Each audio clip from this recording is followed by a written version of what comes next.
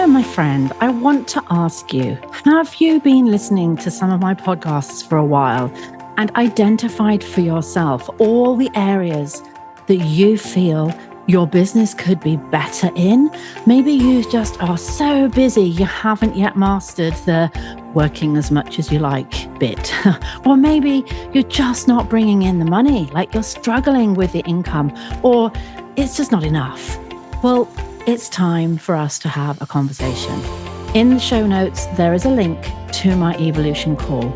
If you're a dance boss and you are ready to take action, let's have a chat and let's see where I can take you.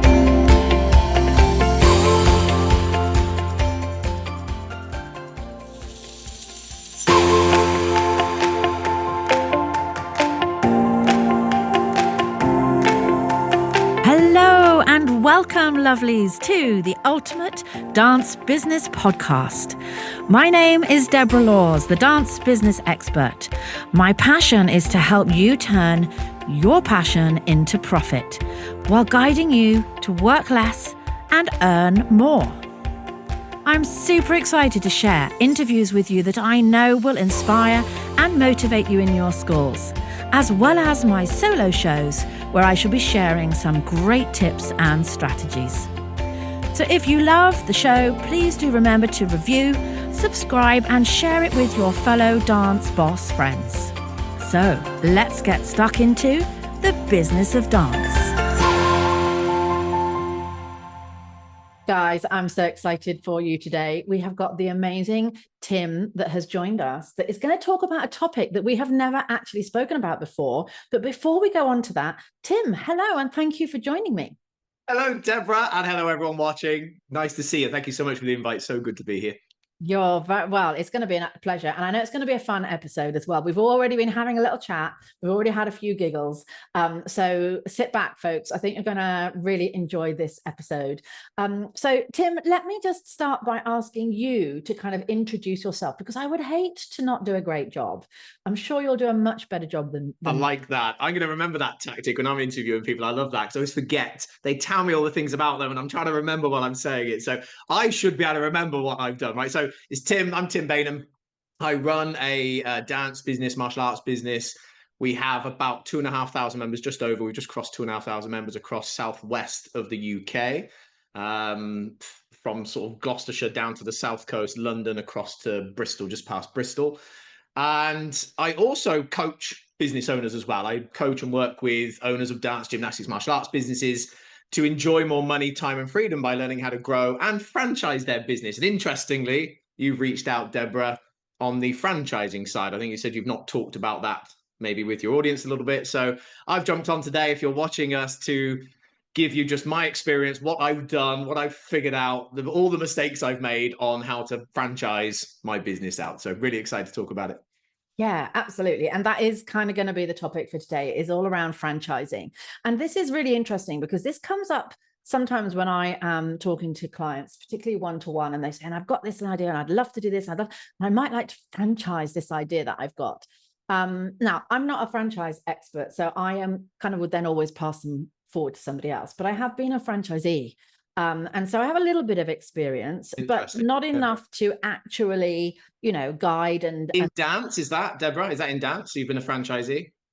Yeah. So I had a theatre schools franchise, which you did mention that. Yeah. Sorry, you just mentioned that when we were chatting. Yeah. Yeah. So I kind of got a little bit of understanding from that side of things, but I don't have any experience, obviously, franchising a business and becoming a franchisor. I always have to make sure I get those around the right way. Franchisor and franchisee are really very different things. Very different, yeah. So before we go into talking about franchising, Tim, I'd love to know what your background is. How did you end up doing this job? Yeah, good question. So I think first and foremost, because it's all dancers in dance business watching this. I'm not a dancer. I do have a dance business, but if you saw me dance, it's like I've got the moves from the late 90s on the club dance floor. That's it. I'm a martial artist by trade. I started martial arts 32 years ago, I think it was. I've got all the broken bones and damaged body to attest to it. But been in martial arts forever. I did my first class when I was 14 years old, and I remember walking out that class and thinking, this is what I want to do for life. And I bet some of you watching this have had the exact same experience in dance, right? You walked out your first class and go, this is it. This is where I want to go. And it's taken me most of those 32 years to figure out how to make it a career. I've opened a few businesses, lost one or two. I've gone and worked for other people to figure things out. So it's been a very interesting journey. I've probably spent about the last 20 years, most of it in the business then of martial arts. And in recent years, I have some ladies who are in my martial arts team. We got chatting, turned out they had about 40 years dance experience between them, which spurred us to replicate what we do in the martial arts and push down the dance route as well. So it's been a very interesting, I'm sure more of that story will come out as we go on, but that's the basis of it. Yeah. So that's really interesting how you started with the martial arts, but you've kind of blossomed into other areas. Because, of course, when we're talking about business skill set and when we're talking about the things that we need to make a successful business, there's quite a lot of stuff, isn't there, Tim, that just crosses over no matter what business you run. Like I say to some people, sometimes people say to me, Deborah, I don't know if you can coach me because I run a music school or a drama school, or I run a theatre school, I'm not a dance school, or I run a disco school, not a traditional, like, and they're like, will it be relevant? And I'm like, probably 95% of what I teach, I could teach to someone teaching a science class, you know, because best business practice is pretty much the same foundations and the same stuff that we need in any business, isn't it? So I can really understand how you branched into other areas and it was still like highly relevant. Yeah, I think especially as well when we go from a membership business to a membership business, right? You know, I use the term membership business for want of a better term. I can't figure out what the better term is, but dance, gymnastics, martial arts, kids soccer, kids football, all these different products and programs. But ultimately, the basis of that business is the same. We're bringing people in and they sign up on a monthly basis. And then we add extra programs in and all that, we branch out from there. So I think when we're talking membership businesses, even more so, I think probably almost 100% of it becomes relevant, right? There's a few nuances across different types of membership business, but I think the base of them is almost identical for sure. Yeah, absolutely. And so that's what you're currently doing. And I know this next question is something I would normally ask someone perhaps at the end of a podcast, but we've heard about where you've come from. We've heard about what you're doing now. So I'd love to just jump straight in now and say, what's down the line? What's future Tim doing?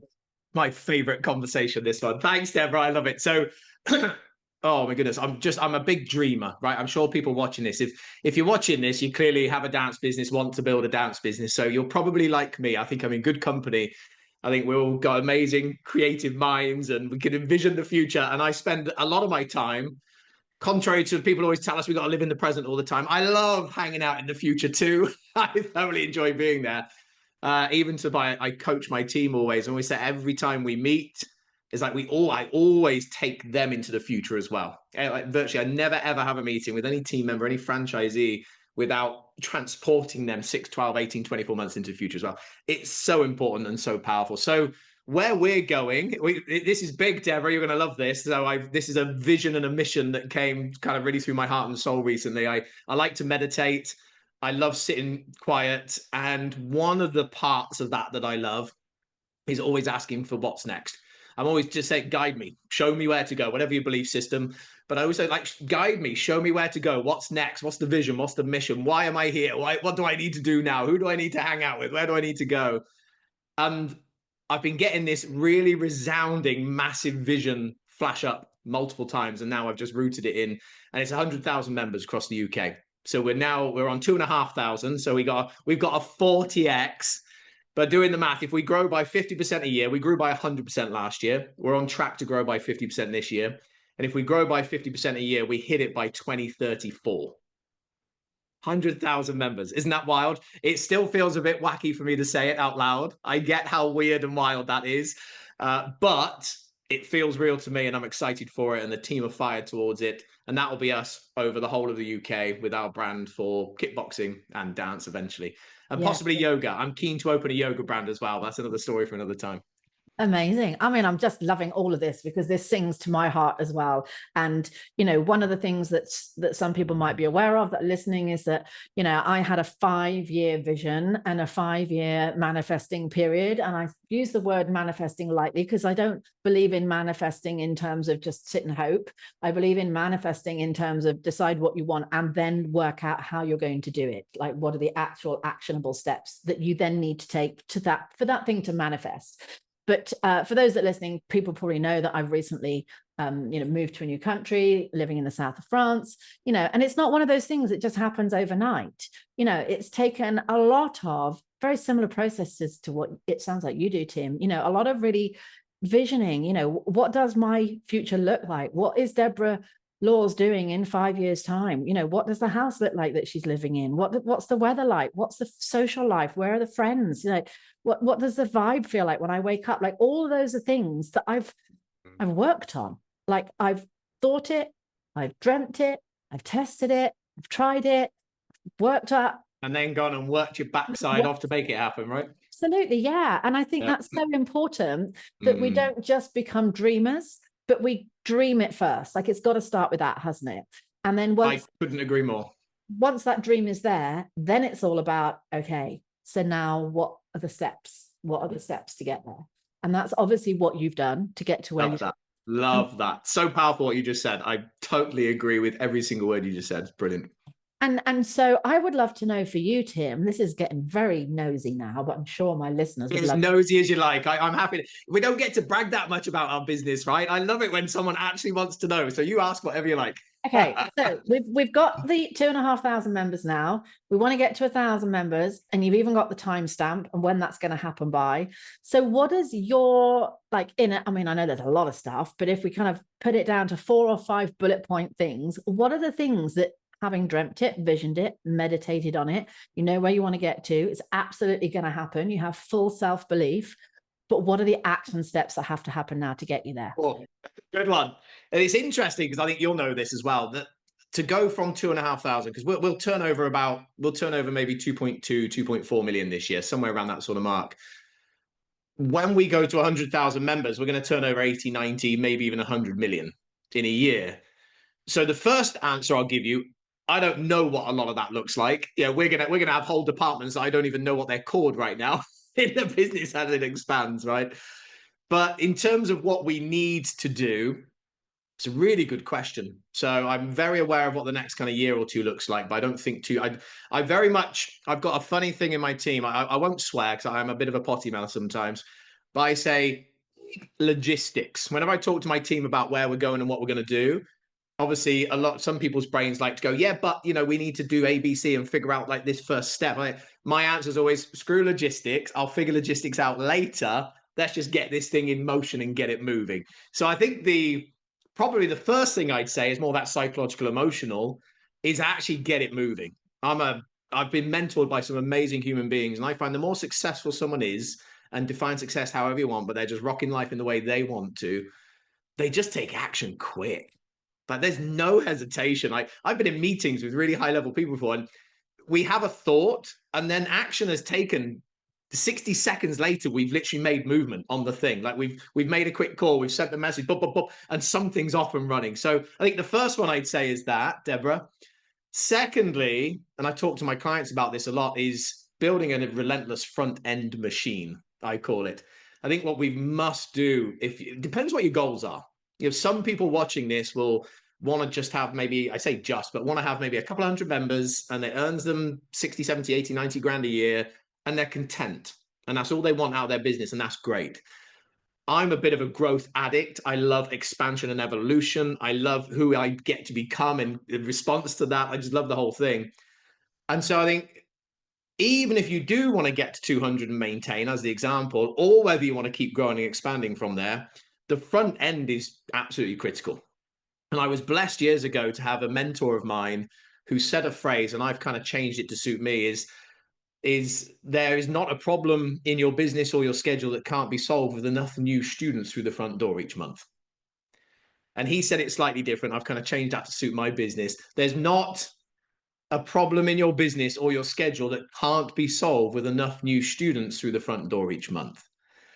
And it's something I took on 20 odd years ago. And obviously we've had our ups and downs and figuring things out, but it's something that's stuck in my heart and soul. Because I think, well, everything else is downstream. So the big thing for us, marketing and front end of the business is massive. Yeah, we spend, I'm kind of CEO of my companies now. I'm not in all departments all the time now. I kind of oversee and drive the business, or the businesses.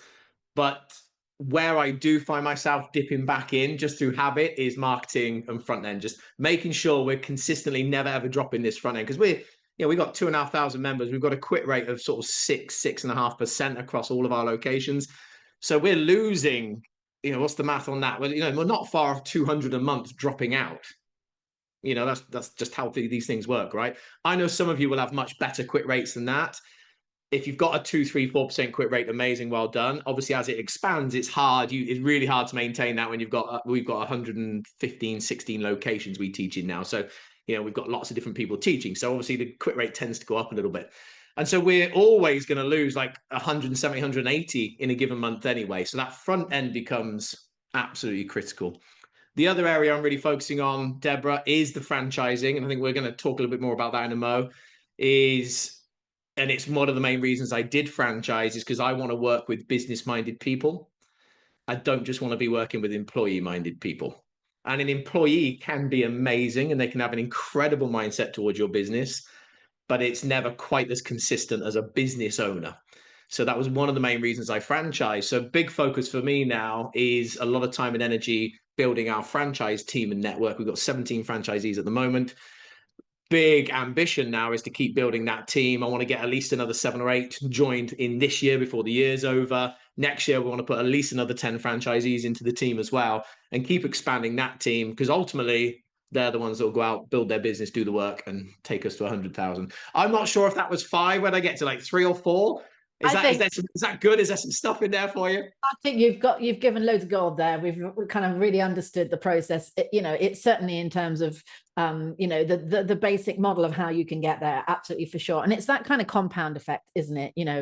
You got 10 people going out and growing their businesses. That's going to work way better for you than if you've just got yourself going out and growing one business. And I know we talked earlier about the fact that, a few years ago when I was running my studios, I had 5 locations, 5 branches in 3 different counties. And someone said to me once, Deborah, why are you trying to grow an empire? And I said, well, I'm not really trying to grow an empire. But what I realized is actually there's only so much money I can make in one empire. So if I want to make more money, I just need to duplicate that somewhere else, and then get somebody to take 100%. On most of that. 100%. And that's what franchising is, which kind of, I suppose, is a beautiful soft segue into that conversation. Perfect. Well done. That's a great segue. And I think as well that the money, and I know I'm talking to the same people as me, I'm sure you all have the same heart and soul, it's just the impact as well. Because I could easily stop now. I have the capability to retire. I'm 46. I could easily step out of my business. It would run itself 99% now. It's good. We've got teams and people in place, and I've got a great income from it already. But the other part of the drive, I do want more money. I do want more growth. I do want more business. I do want an even better lifestyle than I have in certain ways. But the main driver now is just the impact. It's like, why would we only impact 2,500 lives a month when we can in fact impact 100,000 families' lives a month? Yeah, and I know I'm absolutely certain I'm probably talking to the right crowd here. I'm sure you guys are all heart and soul, and we all got into teaching dance or whatever it is we teach to change people's lives, because it changed our life so wonderfully at some point in time. And so for me, that's where the growth, this ambition to grow, comes from, the biggest driver. Yeah. And very importantly tied to that is the impact on my team. My goal, I want all my franchisees on multiple 6-figure incomes eventually. I want them to have the lifestyle I've been able to build, where I was talking to Deborah before this and saying, like, a 4-hour workday is quite a long day for me nowadays. And I hit the gym most days, and I take my beautiful wife out for lunch or brunch most days. We go walk the dog a couple of times a day. Like, we've got a great life. And one of my big ambitions now is to impact as many students as we can with what we do. And the people that have really given their heart and soul to our brand, the franchisees especially, because they're the ones that have invested the time and money to come be part of this, I want to keep expanding so that they get the most unbelievable opportunity, that in 2, 3, 4, 5 years, they can be living a couple $100 grand a year, total freedom of their time, and really living, that life that ultimately we all dream of and all have wanted at some point or another. Yeah. Yeah. And I really love that, Tim. And I think that a lot of the listeners will completely understand what you mean there. You know, sometimes I think we can even get to stages that we forget about the business and the money, because that's such a big driving factor for so many dance school owners. It is about the kids. It is about the impact that we're making. And sometimes you need someone like you and me to come along and go, yeah, but don't forget you as well. Like, don't forget what you need to create for yourself. Like, we can be so focused on them that the focus then comes away from the fact that it is also a business, and it is also about you and your family, you know, and your life. But I mean, I think in terms of, you know, franchising, I'd love you to just clear up for me, for anyone that just does not really have any experience at all, like, what is franchising? Such a good question. Yeah, I smirked while you start asking the question, and I was saying to Deborah before we started, I feel like I've just kind of like figured it out very loosely as I've gone along. No one really showed me. I've seen a working model in another business that I used to be part of a long time ago, which inspired me with the idea of doing it. But I feel like I've just bumbled along. I was telling my coach this recently. I've got a business coach at the moment, and she challenged me on, don't put yourself down. You've clearly done amazing and figured this out. I was like, well, I have, but it feels like there was no skill involved. I've just kind of like reached out, figured some stuff, found a contract somewhere, sat people down, sold them something, and kind of went off and built, right? So I'm going to do my best to articulate this for you guys. So franchise itself, and you might get a better definition from Google, but I'm a franchisor. I own the business, the rights, the branding, etc. A franchisee then pays, at the moment, our franchisees pay £15,000 to buy an area.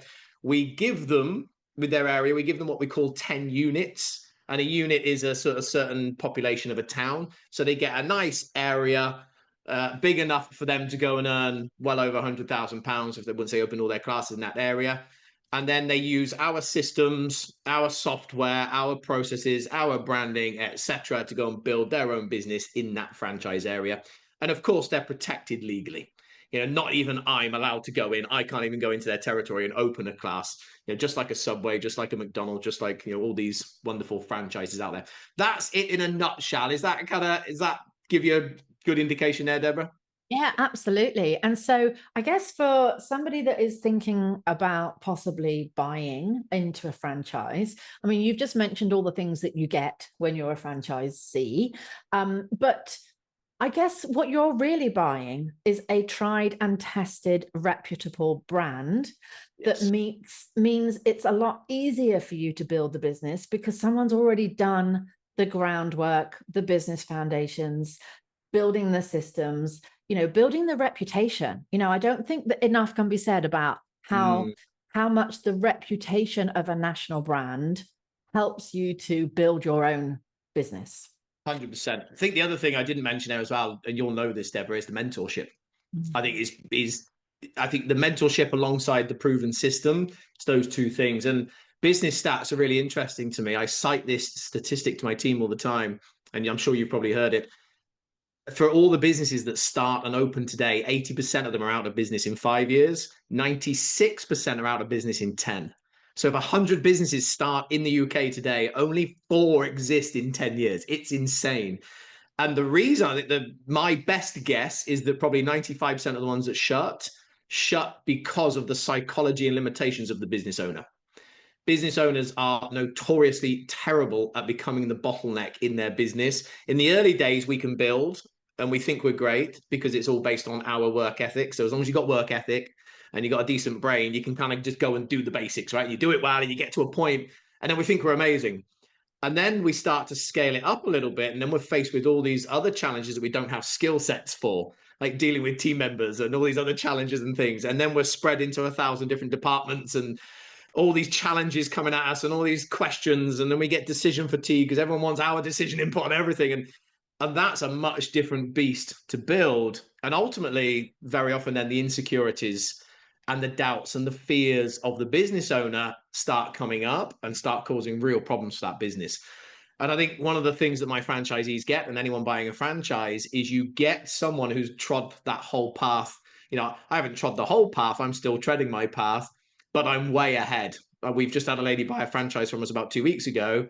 She has 0 students right now. I have 2,500. So I already know how to show her how to get from 0 to 2,500. And I know every pitfall and every obstacle and every wobble I know she's going to have. I can kind of see it coming. I can coach her and guide her through it. So I think the mentorship in a franchise is critical as well. And I think I would say I would do a little pitch for you, Deborah. I say to people, if you're going to do a business, either buy a franchise or at the very least hire a business coach, because you need someone who's going to help you steer the course, stay the course, focus in the right place, not get overwhelmed and distracted. You know, business coaches, franchisors, etc., mentors, absolutely critical. Yeah. And I mean, what's really bizarre to me, like, Tim, you started off in martial arts and you went along to your martial arts classes and you paid your monthly subscription and you bought the gear and the uniform that you needed and you started down that road. And I'm guessing somebody else kind of probably supported you along that at some point. And then you decided to go ahead and do some teaching qualifications, and like all the way through, you've invested this money. You've invested the money initially in the skill and the passion that you started with. That then turned into something a little bit bigger, and you invested time and money into that. That then turned into, and all the way we've understood that we have to invest in ourselves to do this. But then there becomes this critical moment where we go from being a teacher to a business owner. And people think that the skills are the same. Like, I can take what I know in a studio and how great I am at teaching and what I'm doing, and I can now start my business, and it's going to be wonderful. But they're such different skill sets, aren't they? And whilst I know everybody appreciates that and people do realize that, the gap for me is that they then don't say, right, so now it's time to invest in learning about the business side of things. I couldn't agree more. Yeah. It doesn't occur to a lot of people. And when Bonkers, I'm part of Facebook groups, I'm sure you are too, where people are always saying, I can't afford these business coaches. You know, we've got no money. We can't afford to have a business coach. And I'm like, well, you wouldn't start a class without having invested in learning how to teach. Why would you start a business without investing in learning how to run a business? Remember the good old retort to that is, you can't afford not to get a coach. I always remember that from the classic old coaching things from years ago, right? You can't afford not to hire me. But joking aside, there's truth in it. Like, to give you an idea, at the moment, I'm in 2 masterminds and I have a personal coach. So my business coach is $5,000 a month. So that's about £3,800 a month. I'm in I don't know if you've heard of Brendan Mashard. Are you into Brendan Mashard at all? I don't know him, no. He's one of my mates. He's kind of a hero to me. I love him. He's brilliant. Look, you might want to look him up. Brilliant on psychology, etc. I'm in his mastermind, sort of group thing on Zoom. That's about, what do I pay for that? $1,500 a month, so about another 12. And I'm in a martial arts specific mastermind, which is another 1,000 a month. So what's that? 5, 6, so £6,000 a month. So I'll spend 72 grand out of the business this year on making sure that I'm in the right rooms with the right people. And you're exactly right, Deborah. And I think I'm glad you brought this up, because I probably wouldn't have. But for anyone listening, is that number will expand. I guarantee this time next year, I'll probably be spending 100 grand a year on getting in the right masterminds and being around the right people. And you obviously might not be in a position where your business can spend that for you to be in masterminds or coaching right now. But I can assure you, if you can just find anywhere to be, any Facebook, to get the coaching, to become part of a mastermind, it levels you up so quickly. And quite frankly, without it, there's a good chance you might be one of the ones that goes out of business.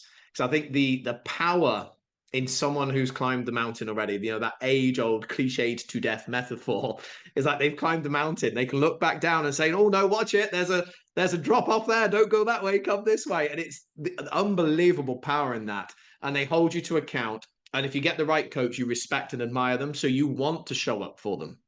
You know, just all the small nuances of hiring a coach are absolutely incredible. Like, I want to do well. When I don't feel like working, I know my coach is expecting me to do something.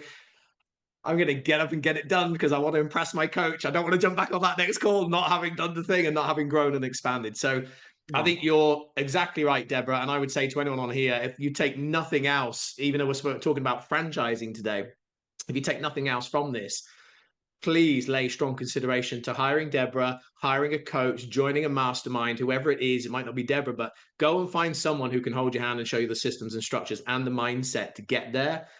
And you might think £1,000 a month or £2,000 a month right now is expensive. It will be the best investment you ever make, because all of a sudden you were making 10 times that, and it would have been well spent. And obviously I completely support support everything that you've just said. You've backed up what I just said, so we could sing from that same hymn book all day. But I think the other thing about franchising is when somebody buys into a franchise, if it's a good franchise, then that comes as part and parcel. It's part of the system. It's part of what you're buying into, isn't it? Yeah, exactly that. So I charge, when I work with one-to-one clients who aren't part of my business, I charge $3,000 US a month. They get on Zoom with me for about 90 minutes twice a month for that. So it's about £2,200, something like that. My team get that. I'm on the end of the phone whenever they need me. So that's built into the package, right? Obviously, they've paid the money up front. They pay a percentage of their revenue each month into the business as well. So they are effectively still paying for it. But even from day one, they get that mentorship. And I have an incredibly vested interest in making sure they succeed as franchisees, right? They don't only get me, they get my operations director, so they get my marketing manager, they get all of our senior team, they get everything. Everyone is fighting for their franchise to work and thrive and build to their dreams and vision. There's real power in that from franchising for sure. And what I loved about what you just said, which some people may not realize, because some people are like, oh, and then you have to give a percentage away every single month. But actually, like you've just said, it's an invested interest for you. Like if somebody else does well, that little percentage that you get is bigger. If the business owner does well off the back of you helping them, they earn more from their business. Like it's a joint team effort, isn't it? Everybody benefits. And so that's another really great reason in a franchise to invest a big upfront lump sum, which obviously is the difference than just going out, starting your own business, having a business coach, because that upfront lump sum means that you have got a lifetime of investment from someone like Tim in your business to help you make sure it's a success. And that's, to me, that's the key difference. I agree, 100%. Like I said, I think we've both said it in a few different ways, Aaron. It is everyone, like my experience, and I've got tons. I've lost businesses in this industry. I've grown other people's. I've grown my own. So tons of all the good and bad experience, and all of my team. They're just getting decades of knowledge and skill and absolute heart and passion. I love my team to bits. I love them all. And I want nothing more than to see them get to their six-figure income and have the freedom in life. It takes them a few years to get there, right? They need to go build for 3-4 years, but they can get to their multi-six-figure income, and they can have ultimately freedom. You may have sensed it from me if you're watching. Freedom's my absolute, I do my values hierarchy. I do it like at least 3 or 4 times a year. Freedom never, ever, ever budges from the top, ever. If you take my freedom away, you see a very grumpy, unhappy human being. And so because that's my number one value, much as I understand it's not the number one value of all of my team, I know it's very important to pretty much everyone, right? To feel free. And so the greatest gift I can give them is get the money and systems for their business built, and then take them to a place where they can be CEO of their business eventually and have freedom. My goodness, being able to wake up in the morning and not have to go grind for 8-9 hours and travel down the motorway is like the ultimate gift I can give a human being. And that's exactly, to back up what you said, Deborah, that's what franchising gives you. I think you get the passion, the heart, the soul, the systems, the knowledge, the experience, the kick up the ass when you need it. Like I challenge my team, right? I'm paid to push. I'm paid to challenge them. So when I hear their mind doing like the things that minds do, the doubt, the fear, the insecurity, the wobble, the overwhelm, it's my job to get in and get that out of their head as quickly as possible and bring them back on track with an arm around, with love, but give them that challenge and that kick at the backside that I think people really need to have as well. And I think you surely probably do that as a coach, no doubt. That's what we're here for, right? We got to challenge their thinking sometimes as well. So I thought I would just share with you guys today the planners that I have produced for dance school owners, because these are flying out of Amazon like hotcakes. And if you don't have yours yet, then all you have to do is pop to Amazon and type into the search Deborah Laws, and all 3 books will come up. So the ultimate dance business planner I designed for you so that you had a little bit of a Deborah on your desktop. The planners are full of business training, tips, motivational quotes, things to do at the start of the month, things to do at the end of the month, ways in which you can plan out your marketing and your retention, and they are selling all over the world. So go to Amazon, grab your #1 best-selling Ultimate Dance Business Planner and enjoy mapping out the growth for your studio. Yeah, totally. And so obviously, if somebody decides to buy a franchise, that's one thing. That's predominantly what we've been talking about today. But what would the journey look like, Tim, for someone who's thinking that maybe I've got this great thing that more people should have? Maybe I can sense that I'm a bit like Tim, and maybe I want to build what Tim is building. Like maybe there is an idea that I've got that nobody else is doing. I've done it. It's been wildly successful. And now maybe it's time for me to franchise this. Like, what does that journey look like for someone? You've obviously been down that route. Yeah, good question. So I can tell you, I was thinking about this before the call, and it's the bit that makes me smirk, because this is the bit where I feel like a little bit of an undercover cowboy. I just did it very slapdash and ad hoc and figured it out bit by bit as I went. So I'll explain how mine works, and then hopefully if any of that resonates for anyone, they can jump on and take bits or utilize all the ideas. But we initially, when I wanted to start it, I went and found, it was a UK-based company. I couldn't for life, I'd love to give them a pitch, but I can't remember the name of them. It was about 5-6 years ago. And I found a UK-based company that they sell franchises for people. So I connected with them first of all. I think I had to spend about 3 or 4 grand to join them. But for that, I got at the time, a well-drafted UK law-based franchise agreement. Right. So they provided me the franchise agreement. We just obviously changed bits to suit our brand and product. And then initially the deal was that he would then help me sell it. The guy that ran this company, their company would help me sell franchises. We were going to sell to the outside world. That was the initial thought. I was thinking, oh, maybe I pitch this out to people around the UK and they come and buy our franchise and they join our brand. I didn't like that personally. And this will lead to kind of what I have done. The issue we got, I had a few meetings, sort of sales presentations with a few people that were interested, and we were having people trying to inquire who had never done kickboxing before. That was the franchise we were trying to sell. I thought, well, it's not that easy. Imagine someone who's never danced before and you've got to turn them into a dance instructor and business owner. That's going to take some time and effort, right? So we were getting sort of the wrong people out. And I loved my brand, and I was building something with such a heart and community. It was so special to me. And I thought, I just got a bit worried about some of these people I was meeting, and I thought, I don't want to bring some people in who just like the wrong energy. And once they've paid, there's not a lot I can do, right? Unless they break contract, I can't just kick them out.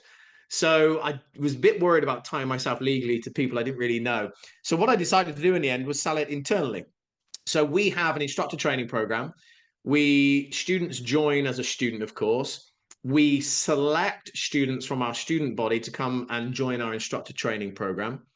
And I can tell you a little bit about that as well, if you like, Deborah, because I think it's one of the things I help my clients with straight away, especially if they're not doing it. We get a ton of revenue and a ton of business growth and a ton of future expansion from our instructor training program. So we invite them really early. We bring them onto, we've got a whole process to do it. I won't go into all the details, but we bring them onto a Zoom. Ultimately, we do an hour-long presentation, and we sign a bunch of them up to an ongoing instructor development process. So they meet with us every month. We train them and develop them. They start assisting in classes to learn the ropes, that sort of thing, right? I'm sure lots of people watching this probably do something similar, but we're really good at that. We've just crossed the 200 mark. We've got about 160 ladies on our kickboxing instructor training journey, and we've got about 40, just over 40 on the dance, or slightly squiff numbers, but we're on about 203 or something like that. So an amazing part of our business, only about 40 of them teach so far. So we've got about another 160 there that are training at the moment. So you can see how the 100,000 vision starts to come into effect. We need a lot more, and we're going to get a lot more, but it's starting to move. So what I decided to do was offer the franchise initially. We sold the franchise to people who'd come through that process and become instructors. Interesting. Yeah. We've just evolved it to the next stage, because I didn't just want to wait just for instructors, because we've got about 40 ladies that are currently teaching, and 17 of them already own a franchise. The other 23 clearly don't want to buy one at this point in time. And so I felt that would really slow our franchise expansion if we only sold to instructors.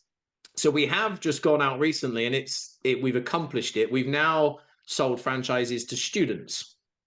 So we've just had our first one go through. Literally, that was the one that was a couple of weeks ago. So we've had someone who's not on our instructor training program. She's a student in our kickboxing, has bought a franchise from us. We're now going to fast track and work with her much more intimately and closely to get her ready to open her first class, might be towards the end of the year. And we've gone down that path. So we started just selling to instructors. Now we're selling and offering to students as well. Whether we ever go externally, if anyone listening to this wants to sell externally to general public, I can't really give you much guidance on how to do that. I've looked at it. I get the general structure. I've got a friend that does it really well. Generally, you'll need about 150 to 200 inquiries to sell one franchise. I know that. I've looked into it. But you need to get good at your marketing and figure all those systems out. And you're going to have to deal with a lot of time wasters and inappropriate people that you don't want in your franchise. So that's the model we've done, Deborah. Was that clear? I know I've kind of bounced around a few thoughts there, but we bring them on as students, sign them up to instructor training journey, get them to instructorship, then sign them up to franchise. Now we've just moved it back a bit and we're saying, well, actually, they don't need to be an instructor, even on the instructor journey, as long as we've seen them. And here's why it's worked for us, Deborah, is we get to see who they are. They show us through their attendance. They show us through their attitude. They show us through how they interact with other people. They show us when it gets tough in class, when we push them a little bit. I've kind of got to know their character a little bit already before they hit the franchise agreement, because we can get rid of them at any other level. We can kick instructors out if we want to. We can get rid of students.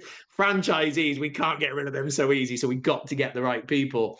And so it just gives us a chance. We can watch them for 6, 12, 18, 24 months sometimes. And by then, it's just like, I know they're not perfect. They're probably a little bit quirky and got some weird habits, but they're good people. They've got a good heart and they care about people. And then we know we can bring them in. Wow. I really love that. That's so interesting, actually, listening to the way that you've done it, because when I think of franchising, I just think of this is sold to anybody that wants one, as long as they meet all the criteria and they're the type of franchisee that we want. You know, anybody could buy one, and you haven't done that. But I actually really love the way that you have done it. Like, I think that's genius, Tim. And I think, you know, it's so easy for us to do in the dance industry. You know, lots of my listeners have got these gorgeous students. They take them through an assistance program. There is an opportunity that people could then expand that into a teaching qualification or a teaching role of some sort. And then why not then sell them an opportunity for them to have their piece of that pie? Gold. Yeah, there's gold sat in your student body, like absolute gold. And I say this, I have this conversation with people because I've talked to people in my industry and a bit more in the dance industry now so many times. And people have so many mental blocks around this concept. And yeah, but people won't want to. Oh, no one's going to spend 15 grand. It's like, yeah, but lots of them won't want to spend 15,000 or won't want a franchise, but some of them do want to. And you've got an opportunity not just to provide for your business and your family and your team. You've got an opportunity to give this person one of the greatest gifts you could ever give them. If you know how to build a business already and you've done it to a level and you're earning good money and you've got some sense of freedom and doing what you love for a living, you can give that to almost anyone. As long as they're not wacky. We steer clear of the nasty ones, right? They don't get to come in. And if they're completely unhinged, wacky, crazy, we love them. They're fun in class, but we probably don't want them on a franchise journey with us. Outside of that, I mean, I've got a client I've been chatting to recently, and I said, and he's got a lot of kids. Most of his student body is children. And I said, but what about the parents? Go talk to the parents. You've got parents sat there that want out of their career. I guarantee you. You've got parents sat there who adore you and your brand. They live for you. They love everything about you and your brand and the product and what you're doing for their kid and what you stand for and your values as an organization. And they turn up every week and they're just sat there like mesmerized by the whole thing, and they would do anything. And if you turned around to them and said, well, would you like to get more involved? How about you give up that crap job that you really don't like, that's sucking the soul out of you every day, and come and work with us? And I'll show you how to build a business that will pay you 50 grand, 100 grand a year, 150 grand a year, whatever your thing is, whatever you can tell them legit. Obviously, you know, we don't exaggerate or lie. It's like, give them some reality. But I can show you how to do that and actually then do what we do for a living. Would that be of interest? I guarantee if you've got like 200 kids on your program, that's nearly 400 adults, give or take, right, that love you and your brand to varying degrees. Like, I guarantee 2 or 3 out of that 400 are going to be interested in buying a franchise from you if you can put a little something together and present it in a great way and show them. The thing that comes up for me then, Deborah, and I'm kind of going off on a few tangents, but it's then just a presentation and sales skills. And you don't need to be salesy. but you do need to know how to talk to someone. You need to know how to present an opportunity to someone. So if you're not good at that, because I see this, I wanted to share this because I see this scupper so many people.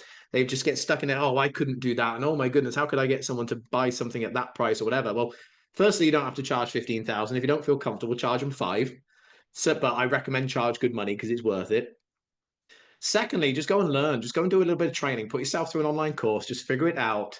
Yeah, we do. I do an hour-long Zoom to sign people up to our instructor training program. And we did one. We had our biggest in end of January. We signed 43 ladies onto our instructor training program in one Zoom. This was for kickboxing side. Dance is not quite there yet. We're growing a little bit slower. We're sort of smaller numbers because we started the dance later, but we're still flourishing and doing great. But I think it was about £94,000 worth of revenue we generated. So we charge £2,000 if they pay up front, or so £2,500 or £3,000 if they take monthly options. So the average they pay is like just over 2,000 quid. So we did about 93, 94 grand in revenue for a 1 hour Zoom effectively. Obviously we have systems and processes running up, and the follow-up's great, and the program itself's great. Of course, we've got all that in play, but there's incredible revenue there.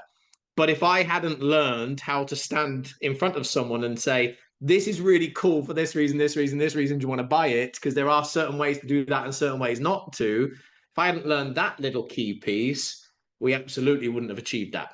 Yeah. And nowhere near it. And the same for the franchise. I need to be able to sit in front of a franchisee with confidence and be able to articulate it in a certain way and inspire and motivate them to want to buy it. So if you're going to go down this path, which I recommend you all have some fun and play at this at some extent, then make sure you train yourself a little bit in just how to present and share, not like some super fabulous slick salesperson, but just the capability to speak clearly, confidently, and articulately about the opportunity, what they get, and in a fun and passionate, energized way, so they can catch hold of that passion and energy from you as well. Really important. Yeah, definitely. And you're touching on some really key important things here, which I'm loving. And so, like I've already said that I love the way that you're doing this, because also it could feel an easier way for dance school owners to get, home grow your own future. We talk about home growing our own future teachers, but potentially we can go another step further, as you have done, and home grow potential future franchisees that might want to find a territory outside of your area, so it doesn't obviously impact on your school, and just start to multiply, just start to breed what it is that you're doing. But the fact that you've created that nucleus, you've started that from, when they're 3, that you're going to take them on a journey. I talk a lot to my clients about, the student journey, and having a very clear process of, you can start at this age and this is what the journey can look like all the way through to. And for a lot of people, it stops at 18, 19, when they might eventually leave and go to university, or they go off to dance college. But actually what you're doing is taking that step further. Well, now maybe they could become a teacher, and then maybe from there they could go on and run their own school and be a franchisee and build their own business. And that's what I love, because you've taken the student journey even further than most people. It normally stops, doesn't it, when we've kind of outgrown our classes now by, or you can come to one of our adult classes and just keep coming recreationally. But I love that you're able to take that further for them, but in a way that it kind of, is hugely benefiting you as well, your business model. So that's win-win, right? Big win-win. Yeah, fabulous. Absolutely fabulous. The other thing that I'd love to know is, as a franchisor, someone has spent, a considerable investment buying into you, your vision, your brand, your hard work, and then they've started their own business. Like, I feel like you're in debt to them for the rest of your life. Like, it's not something you just turn around and go, do you know what? I don't think I want to do this. I'm going to go and, buy my own Necker Island. You can't just turn around and say you don't want to be a friend. Like, people have invested. Like, how does that sit for you? Like, I know you can sell a franchise. You've got something that you're building, an asset that you're building that's tangible that you can sell. But how do you feel? I guess it's the responsibility, I guess, is the question. Yeah, and I think I'm so glad you brought that up. I think, again, that's probably a topic I wouldn't think to talk about, but it's so true. And like any responsible franchisor or business owner, I take that responsibility very seriously.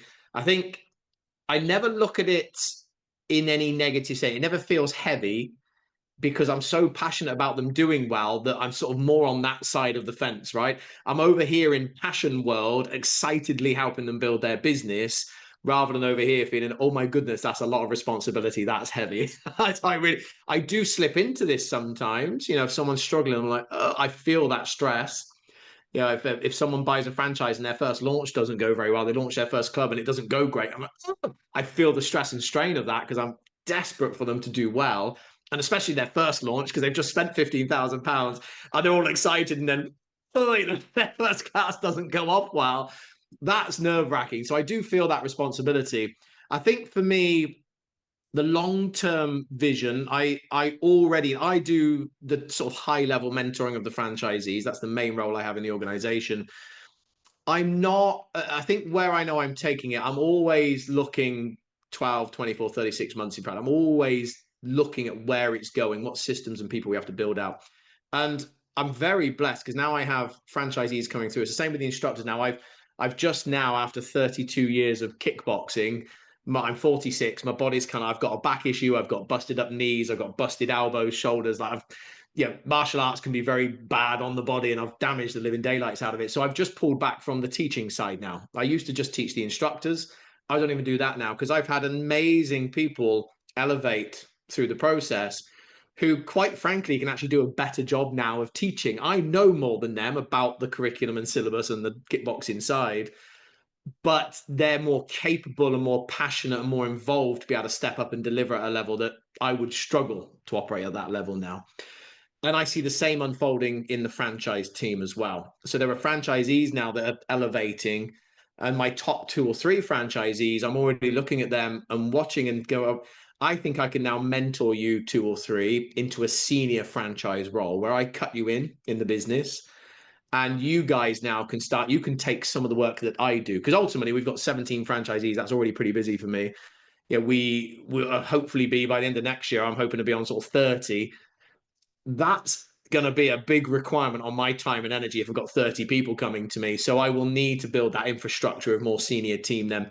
Longer term than that, another potential part of the vision, and whether I do or not, who knows, I'll see what the next 5-10 years feels like and how it unfolds, is if I get to a point in the business where I feel a CEO, if I can go and hire a CEO for 200 grand a year and they're an experienced, seasoned CEO, and they can bring something to the business that's beyond what my skill set allows, I'm not opposed to pulling myself out of the CEO role, still owning the business, but actually hiring in good high-level CEOs who can come in and take it beyond what I can achieve. And I could potentially see us doing that across kickboxing and dance one day. So I think for those reasons, I don't worry too much about that responsibility. I'm dead excited about helping people because I've done it and I know how it works. I feel totally confident. My belief is 100% certain that I can help them build a franchise.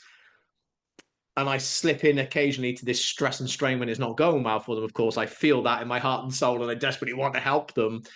But I think for the reasons of the vision for the future, I just don't kind of get caught over here too much. Does that make sense? Does that kind of answer what you asked? Yeah, it does. And I know we're starting, we could go into a much high level conversation about business, but I think it's really interesting, the concept that, potentially one day you might have a business that requires you to pay someone a lot of money that can run it even better than you, and I think the foresight to know that actually maybe there's someone that can do this bit better than me. Maybe there's someone that could take it to another level now, either because you've not had a business that's gone to that level before, or you've started to get tired and you want to spend more time, lying on a lilo on your pool or on your super yacht, like you were this afternoon. I love it. I'm still very much in the business as well. I did have to jump off my lilo to come and speak to Tim. So you should have zoomed in from your lilo. That would have been amazing. Right. Get a little holder on the lilo coming up above me. I don't think anyone wants to see me on a lilo, but that is for sure. But yeah, just having that, also being able to recognize that even though you're, and this goes for anyone that's listening, you might be great and amazing at what you do. Potentially there may well come a time where you're like, actually, I don't have that energy now to take my business to the next level, but somebody else might. Like, I've done all the work to get it where it is. Maybe I'm ready to spend time with my grandkids now. Maybe I've got this other vision of something I want to do. So how about I get someone in that actually can take it to the next level, that maybe even has a skill set that I don't? Like, I think that's a really non-egotistical way to be able to look at your own business as well, to think, to realize that it's not only you that can do great things. There are other people that could help elevate you as well. I couldn't agree more, Deborah. And that's just sparked a thought. Something I'd recommend a book to everyone. A guy called Dan Martell. Buy Back Your Time. You've heard of Dan? I have, and I've got his book, and quite a lot of my clients have got his book as well. Fabulous, fabulous, isn't it stunning? That book, I always say that I've probably read 600 or 700 books through the last 30 years on personal development, mindset, leadership, business development, spiritual stuff. I mean, I just love, just addicted to books, always have been. I'd put that probably in the top 5 most impactful of the books I've read over 600 or 700, because it's just for the first time someone showed me how to actually be a CEO. And I thought I was CEO of my business because I owned it. But then I studied last year, I really got in because I had quite a heavy year last year. I got to a point where I was getting 30, 40 WhatsApp messages on most days. I became a very highly paid admin person last year in my business. And honestly, I started to hate it. By the middle of last year, I was miserable. I was earning really well. The business was great. I was miserable with it. It was a really interesting experience for me. And someone put me onto Dan's book around that time. And then I went and hired a couple of coaches to kind of like, I wanted to work. I paid really good money to go and sit with some good people and get some higher level coaching on sort of this CEO and where I can do what I can do. And what I realized through that process is how much I was holding on to. And you just tapped into it there, Deborah. And I think it's so important.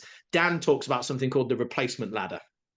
And Dan, just if you don't know of him, he's built $100 million company. I think he built and sold one. I think he's gone and built another one. Like, he's a very switched on business dude. Very cool guy. I'm in one of his little coaching programs. That's another little one I'm in. It's not a very expensive one, but he goes live a couple of times a month. You get to get on Zoom with him. It's really cool. Anyway, and he talks about the replacement ladder. And what Deborah and I were talking about there is maybe replacing that senior leadership part at some point in the bigger vision for the company. But what's really important, and I would say this to all of you, the very first thing I do when I take a client on is get all the admin off their plate. Like, you as a business owner should not be doing admin virtually at all. It's an insane proposition for the owner of a business to do a minimum wage task in their business. It's costing the business money. It's an insult to you and your team. It's an insult to you having time with your family. Like, you're choosing a £12.50 an hour task over spending time with your family very often, not consciously. We're all good people, but we just get caught in the trap of doing the admin. And then from there, what Deborah alluded to there, and I just feel compelled to share it, it's just starting to bring people into roles where they can do it better than you.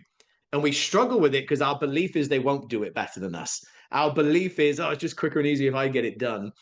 But that will keep you in a perpetual cycle of frustration and pain in your business. And ultimately, it's why a lot of people go out of business, because the pain gets so much in that cycle that they just come to a point one day where they can't handle it anymore. And they check out. And either the business plummets or they try and sell it or whatever, but the business takes a big hit. They take a hit. They come out of it jaded, frustrated, never wanting to go back to a dance business ever again, had enough of everything. So the quicker you can replace yourself, hence the replacement ladder, and replace the admin for one, super important. Then it's about sort of replacing the delivery. You don't want to be on the mat every night teaching. You want to get rid of that as quickly as possible if you want to be the business owner. And then it's getting rid of marketing, then it's getting rid of sales, and then eventually it's getting rid of CEO role potentially when you want to long term. That's kind of Dan's replacement ladder, which I worked through in very quick. I got through the whole ladder in about 3 months because my business was at a size where it can. If you have a smaller business, you might have to edge your way through the process. But rather than me regurgitate the whole thing, I'd recommend the book to anyone. It's like 15 quid or whatever, but a fabulous read.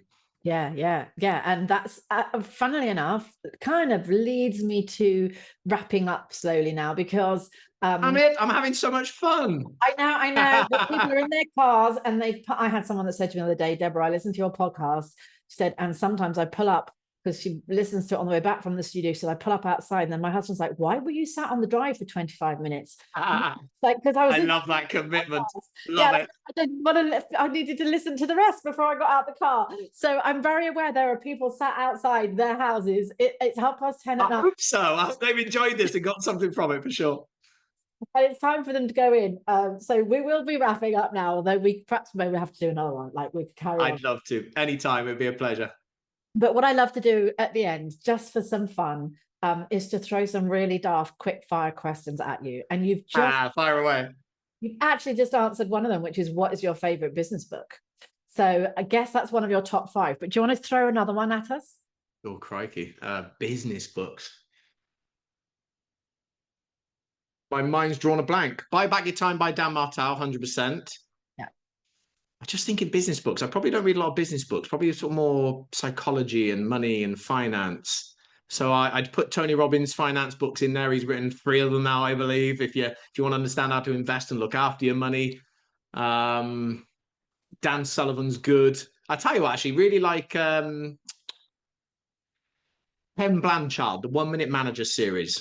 I'll put that out there. There's multiples of them, so that'll do for my 5. Really good, tiny little books, and they're written in parable format, but they're business concepts taught through story. So they're really easy to read, because a lot of business books go, your brain wants to fall out halfway through. So check out Ken Blanchard and the 1 Minute Manager series, a fantastic series of books. That sounds good. I'm going to go and find those. There's a little series of books that I always recommend that are exactly the same. They're parables, they're short, they're easy, but they've got a business story. And what are they? I'd like to take those. There's a book. It's the main one that you start with is called The Go Giver. I've read that. Yeah, but they've now got the Go Leader, the Go various other, the Go Sales. But like they've got a little series of 5 now, I think. So the Go Leader, Go. I can't remember what the others are. I've got them all on the shelf somewhere. I had to Go Giver many years ago, so I'll touch base with the rest. Thank you. Yeah, absolutely. Okay, so what about favorite meal? Oh, let's go with a really good, proper homemade pasta chicken pesto pasta, but it's got to be proper homemade, good quality pesto. Oh, I say, right. I like that. What about favorite movie of all time? Oh, this is an easy one. This came up recently. A lot of people are surprised by this. You might not, but Love Actually. Of all time, of all genres, my absolute. And I was down at a hotel in Cornwall recently, and Bill Nighy was there as well. I was tempted to get up and do the dance or do something, but I thought I'd leave him to his meal and let him carry on with his friends. But Love Actually. Yeah, how about yours? What's your favorite movie of all time? My favorite movie of all time is probably a bit cliched, but it's probably the film version of Les Miserables, because I absolutely love the adaptation and seeing it come to life in movie cinematic format. And I cannot tell you the number of times I sat and watched that with my husband. So yeah, because I guess it's always better on stage. I saw Les Mis, I think last year or the year before, for the first time. Beautiful.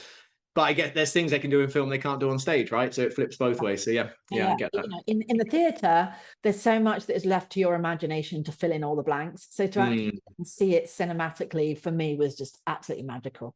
Okay, couple more. If you could spend 15 minutes with 15-year-old Tim, what would you tell him? Oh my goodness. Oh, do you have that? That literally almost chokes me up.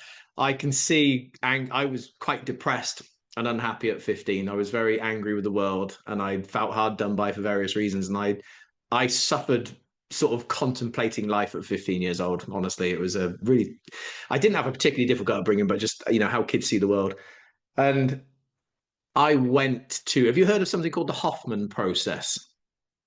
Well, I mean, I know of Wim Hoffman, but I don't know. It's not the Wim Hof. It's nothing to do with Wim. The Hoffman process is where you go and lock away for 7 days with about 23 other people. You normally have 3 or 4 facilitators, most of them kind of therapy level sort of people, therapist level. And you process for like 12 hours a day for 7 days. No contact with the outside world. You're not allowed to exercise. You're not allowed to do anything but process, go to bed, process, go to bed. And it was all about that inner child stuff. It's just a whole week of inner child process work. And it is stunning. And I left there at 44 years old. I did it 2 years ago nearly. Wow. For the first time in my life, I understood and felt a little bit of self-love. Wow. Until 44. And if I could go see my 15-year-old self, I would be able now to tell him how to do that and how important that is. That was an interesting one. Wow, that caught hold of me, that one. Yeah, beautiful. So I'd hopefully help him understand how to love himself a little bit more, because it took him a long time.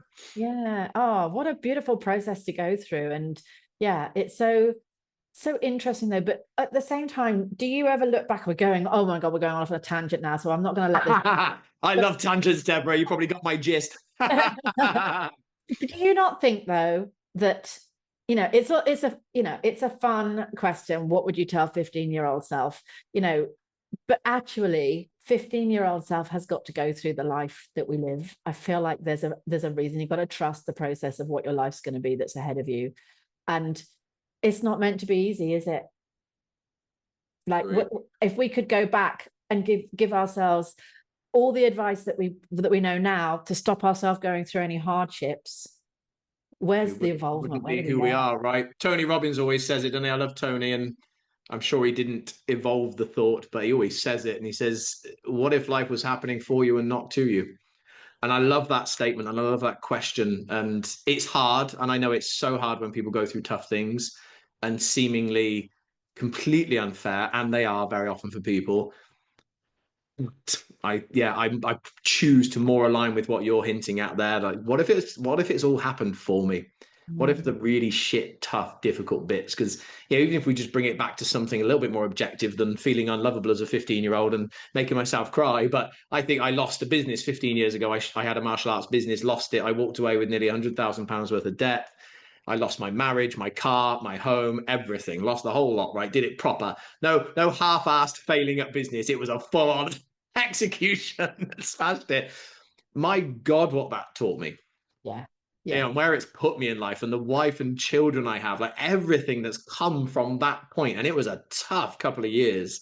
But my God, what that taught me about myself, about my ego, about leadership, about making the right decisions. And it was priceless learning. There's nothing that could have taught me that. I needed to have that lesson. Otherwise, I'd have carried on being an arrogant, ego-driven, significance-searching young man at that point. Yeah. Well, look, I mean, very different energy that we're finishing on than we started on. But, I'm also a big believer in whatever comes out of your mouth, whatever comes out of my mouth, there's someone out there that needed to hear about that little end piece to the podcast as well. So I want to really thank you, Tim, for, your very generous, so much time that you've given us, but for just being really honest, really open, really transparent, and really sharing your journey and what you've created. And I think for people that have ever contemplated buying a franchise or becoming a franchisor, there's been some really valuable stuff in today's chat. And, thank you for sharing that with us. Thank you so much. And I want to share one more quick thought, because I made a couple of notes as we went through. Things pinged in my brain while you were talking. I didn't want to interrupt you. And I just wanted to give your listeners one final thing. It's a process I do all the time. I've always sat down and just mapped and planned and forethought. I write and visualize and plan a lot of what I want. But I started asking a question about 18 months ago, 24 months ago, and it's been a really impactful question. So I ask myself often, pretty much weekly, I just sit down with pen and paper and say, what do I really, really, really, really want? And the 4 really is just powerful. And I joke with my team, say, you got to get all 4. You can't do 3. You got to get the 4th, really. And I really feel like the 4th really just takes you deeper. It's like each really just goes like a little bit deeper. It just gets you away from, you go to seminars, people, set your goals. I want to learn to play piano, and I want to speak French, and I want to travel here. It's all surface level stuff. But when you stop and say, what do I really, really, really, really want? I feel like it just sinks me deeper beneath the surface level. It gets me into my heart and soul and gets me really clear on what's next for me, for the business, for the team, for my family. And it's a beautiful process. I just wanted to share that one before I jumped off, because I had it written down and I would have kicked myself if I didn't get to share that with your listeners, because it's been a really powerful process for me. But thank you so much, Deborah. Thanks for having me on. I've thoroughly enjoyed this. I've loved it. I'm in your Facebook group, so I'll say hello in the Facebook group. If anyone's listening to this and wants to come say hey, please do.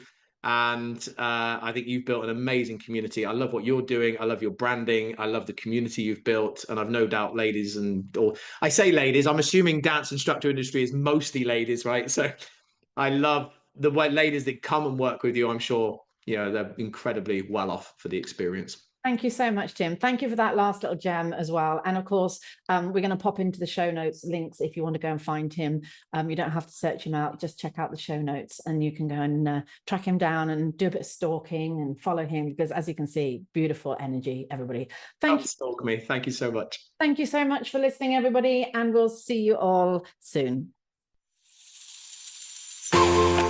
So I wanted to tell you that this episode is kindly sponsored by Sally at Dance Studio Marketing, who is your go-to solution for growing your dance school through the power of social media. So if you're feeling overwhelmed at trying to attract new students, At Dance Studio Marketing, Sally helps dance studio owners just like you to leverage the power of social media and paid ads to bring in a steady stream of students, which of course helps you to achieve more balance in your life. So if you're ready to grow with less stress, visit sallyprendergast.com, or you can connect with Sally at Dance Studio Marketing on your favorite social media platform today. My clients are getting fabulous results using Sally. So let's get those ads going and let's get your school growing.